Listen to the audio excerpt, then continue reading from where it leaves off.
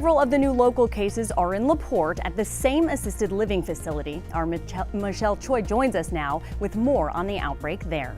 Steph, our seniors are among those most at risk for the coronavirus. Unfortunately, we're seeing more and more positive cases popping up at nursing homes and assisted living facilities throughout the Houston area. Most recently at Porte Healthcare Center, a senior living facility in Southeast Harris County. We've learned just days ago there were only 5 cases at the center, but as of yesterday, a major jump. 34 employees and residents have now tested positive for COVID-19.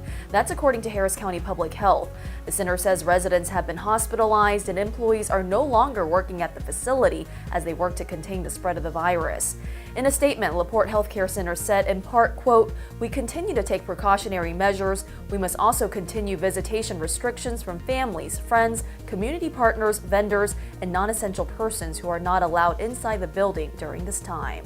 Another facility dealing with a cluster of coronavirus cases, a nursing home in Texas City, where last week 83 employees and residents there tested positive for COVID-19. Guys, back to you.